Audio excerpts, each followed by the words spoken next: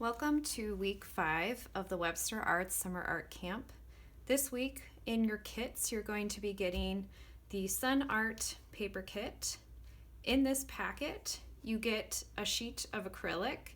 This is covered in a blue film that you need to peel off, so just make sure you do that. And you're going to need this to hold the items that you're printing in place on the treated paper.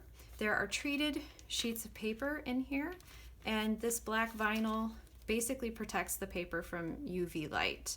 And I have one of the sheets of paper out right here. So that's included in the kit. We also have instructions that we give you in a pamphlet, and there are also instructions on the back of the Sun Art kit here. Things you might need in addition to the kit. You're going to maybe need some clips of some kind. You don't have to, but you can use clips to hold the paper in place. Just gently clip on the edge there. And you can also use some other kinds of clips if you want. These are just for office use. You're also going to need items that are flat that you can print. So they can be items from nature, such as leaves or flowers, but you can also use household items, like I have a paper clip here. And one of the art terms that we're going to be talking about in this week's project is composition, which is the arrangement of elements within a work of art. So that's primarily what you do when you are making these kinds of prints, these sun prints. You're going to be arranging items on the piece of paper to make a fun composition. Another art term that we're going to be talking about is photograms. So a photogram is when you have a light-sensitive treated piece of paper and you make the print by putting the object directly onto that and exposing it to light. And you're going to get a reversal, so positive-negative space reversal, where this item is going to be white and a silhouette of it, and then this paper that's exposed to sunlight will be blue.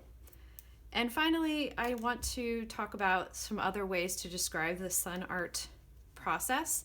These are also called blueprints. They're used in architecture prints when you're doing plans of a house or a building.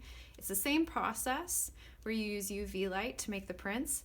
And I also call these cyanotypes, which is another way to describe the process. But it's all basically the same process where you have a resulting blue print and you are using light to make that print and objects directly on the paper's surface. So in the next step, we'll get into my darkroom and I'll show you how you begin the process of making sun prints. So I'm going to work with my own coated piece of paper, but I'm going to show you the steps of how to prepare your cyanotype. So I'm going to take the treated paper. I have a piece of cardboard as the base, and I have a piece of glass that I just cleaned. You'll have a piece of plexi that you can use. And so you just put your treated paper here, and then the plant that you want to print or whatever item you want to print. In this case, I have some dill, hoping that it fits. Let's see if we can get it all smushed down here. So this is where your composition comes into play. I actually think I'm going to flip this on the paper. It's a little wider at the top here.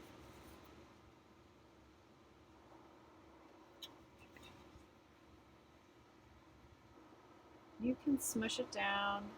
It just goes just within the border of where I have coated.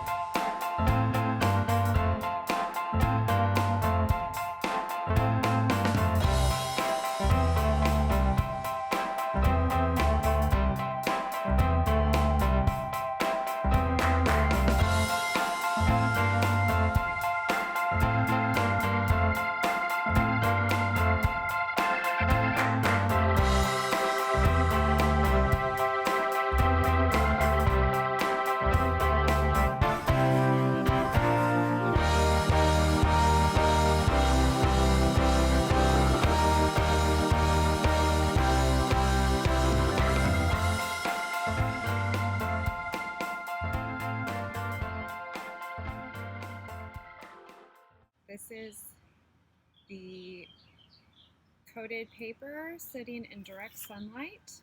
It is around noon, but whenever you have direct sunlight, meaning no cloud interference, this should just take a couple of minutes, not too long to expose. I'm out here near my garden, and you can see already that the paper is starting to turn a different shade.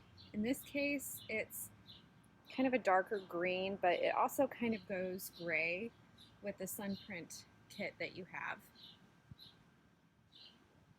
You can time this, you can use a timer and get really precise times of when you know you need to expose the print for. But in my case, I just eyeball it sometimes, especially in this direct sunlight, because I know this is only going to take a few minutes.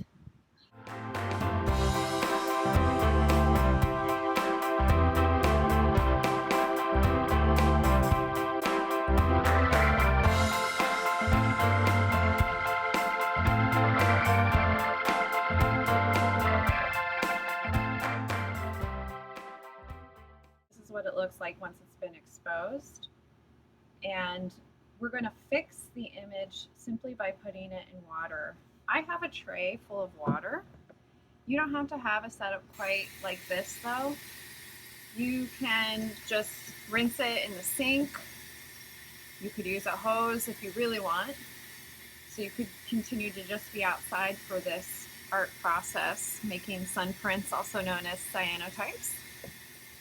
But in my case, and you can also fill up a pan with water. I also, when I didn't have a darkroom, worked in a bathtub quite a bit. That way I kept all the water in one spot and I wasn't making too much of a mess. So just add water in this step. And again, this is going to fix the image because the iron salts in this process that's sensitive to UV light are going to rinse away where the light was blocked by the plant, in my case. And it's going to turn the paper where it's been exposed to UV light blue. Thus, you have the term blueprints or sun prints because you're using UV light. And I will rinse these until that green is totally gone. What I recommend is 10 minutes if you want a really professional, stable image. But if you just want to wait until all that green is gone, that's fine too.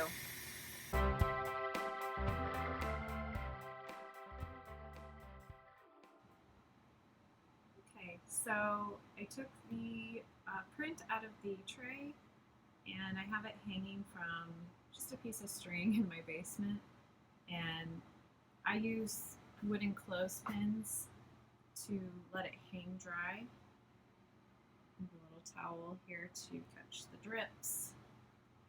Here's another dill plant that I printed earlier, still drying. And the other option is, this is my workspace. You can just let the print lay flat on some newspaper and let it dry. But you want it to stay out of you want it to stay out of direct light and indirect light. And that way you'll get to retain a lot of that beautiful, rich blue color. So this has been making sun prints, and I hope you've enjoyed it.